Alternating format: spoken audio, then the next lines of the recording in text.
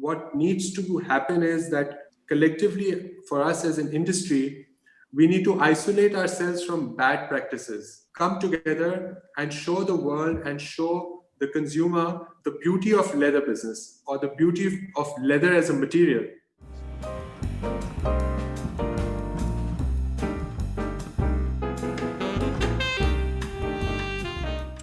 Hello everybody to the 9th episode of Sustainable Talking with NNN, and today we are with Asad Mansoor from DADA. I know Asad since long time, and his organization, we go back, years and years. Asad is based in Pakistan. It's an amazing tannery. I'm gonna leave to Asad to talk about his company, what they do. Hi, nice to meet you guys. I'm excited to have this discussion. DADA is a fourth generation leather business based out of Pakistan. We are a goat skin and a sheepskin tannery primarily. At present, we process about 10,000 skins per day. So in Pakistan, we are the largest leather exporters. We also try to do some specialized cow skins for patent leathers, also some deer skins. We average around 1.2 million square feet per month.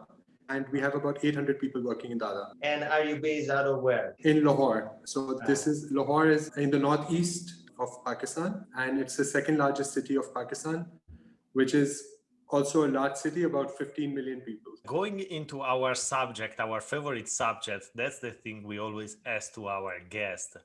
So what's for you sustainability? I think sustainability is, I would look at it as a very holistic sort of a thing and not pinpointed to just one factor. I think the most sustainable thing about any business is the longevity of the business. And I think leather businesses in general are very sustainable businesses because they're primarily a family business and they're a cultural business. There are many businesses where if you invest money, you can try to run those businesses. But with leather business, having money is not just the only thing that you need. You need to have that heritage, the culture, the expertise, and most of all, the love for leather and the love to produce leather, because it's such a difficult business for those of us who are in it, that unless you're not passionate about it. So I think that is the most sustainable part of our business. So apart from that, I think many new initiatives are reducing the carbon footprint, treatment of water, and safe discharge of wastewater,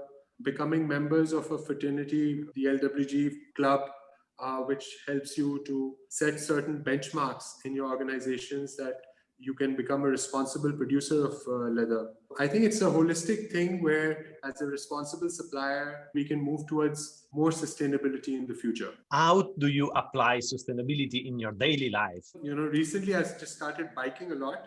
So using less cars and started to use the bike, which is quite rare in Lahore because a city of 15 million people and very bad traffic. In terms of my own household, in terms of our organization, we took some very healthy initiatives. We went completely off grid. My personal house is off grid. We put up solar on top of my home.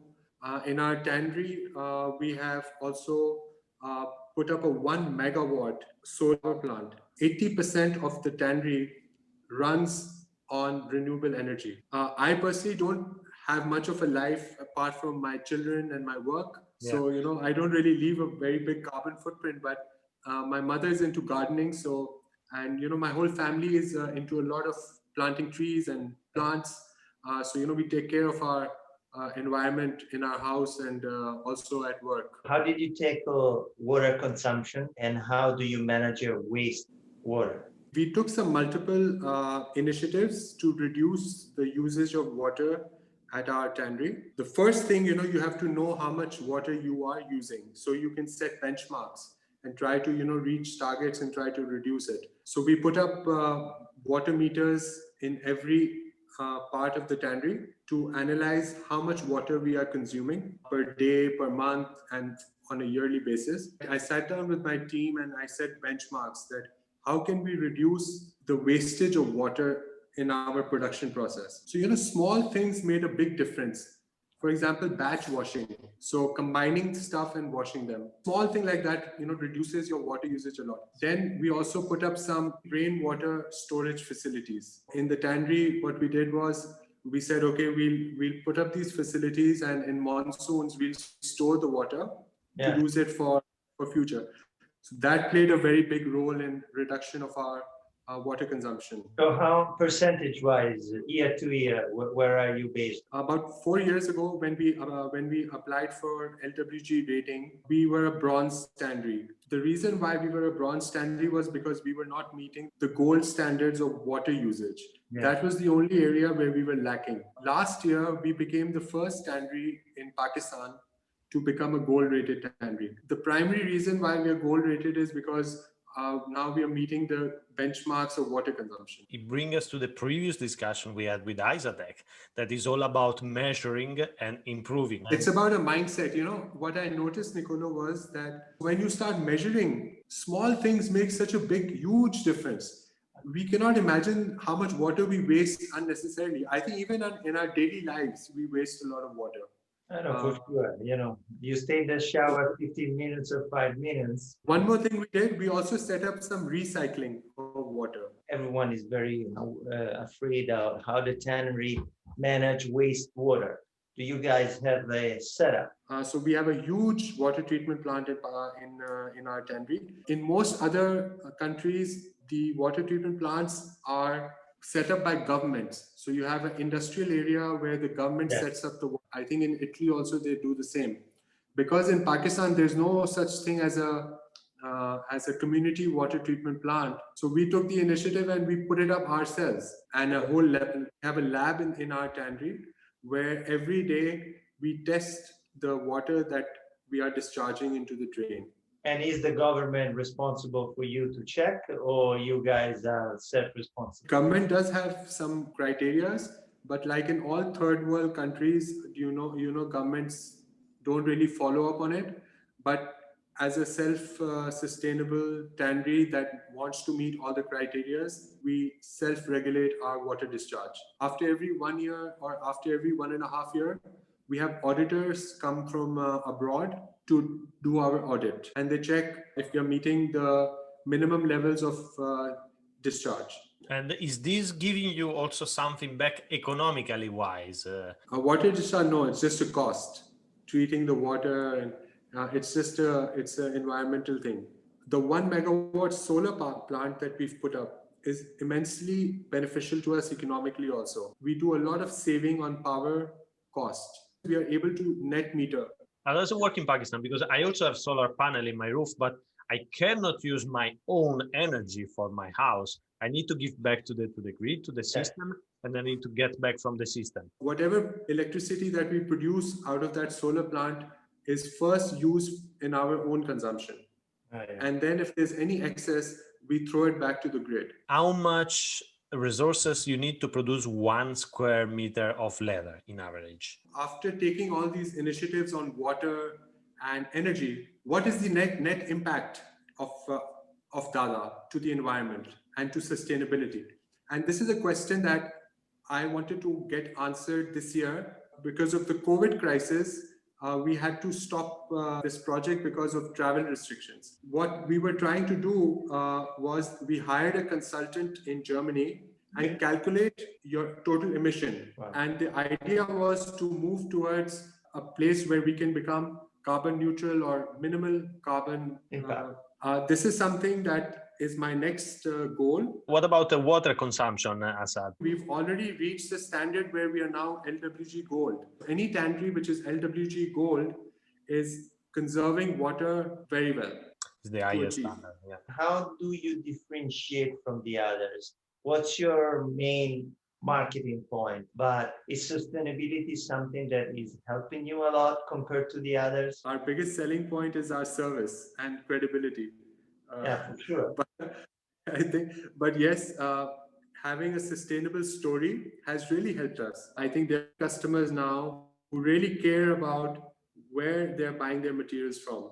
And when you're able to show to them that you're producing your energy off grid and you're producing it in a clean way, I think that plays a big role in your image. Being the first country in Pakistan to be gold rated was a big help also for us, because obviously there's some customers that are looking for price points, and that have India or Pakistan as a market to buy materials, and to be from Pakistan, a major leather producer, and to be the only gold rated has helped us a lot.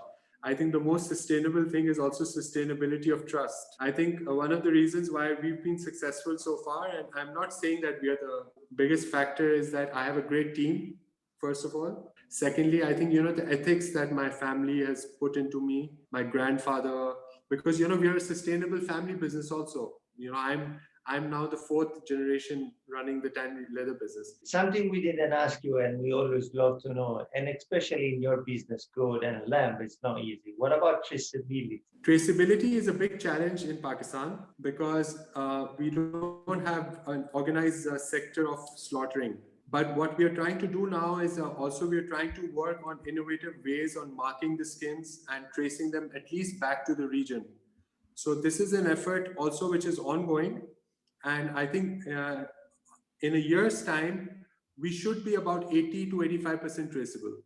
Oh, nice. We need to have a call again in 1 year, or a little bit less than 1 year, I hope, where you tell us how you can save CO2 and where the skill. For me, that's very close to my heart. This project, I saw another tannery build a whole story behind their carbon emission, and that really inspired me. I actually got in touch with the same consultant that worked with this tannery, and we had laid out the whole footprint on how to proceed. My idea was, or my vision is, that I want to be able to tell my customers that for every 1 square foot of leather that you are buying from me, this is the amount of CO2 which I have saved from the environment. What is your last thought you want to address to us? I think in the last few years, we have not done a very good job to market leather. And I think we've been taken for a ride by other material suppliers or other materials. Leather in itself is a very sustainable material. It is long lasting. Leather as a business is a very sustainable business because it is a generational business. It is an expertise business. It's a craftsmanship sort of a business. So I think what needs to happen is that collectively for us as an industry, we need to isolate ourselves from bad practices, and we need to come together and show the world and show the consumer the beauty of leather business or the beauty of leather as a material. So it's all about education. Yeah. It's so all about we are in the right path. Don't worry. That's what we are trying to do, Asad, and I hope this will help our followers to learn more about leather. How can leather be sustainable? What's already there? What's the limit? And what the industry is looking for, to be more sustainable. Yeah. And for you guys that are looking and were watching at us, let us know what's your doubt. Why you don't think that leather is sustainable, or why you think that other material in the fashion industry are not sustainable. Let us know, and we will look into it further. And of course, follow us on our channel to have all the preview of our interviews. Thank you, Asad. It was very nice to talk to you. Thank you, guys. Be safe. Ciao. You too. Ciao.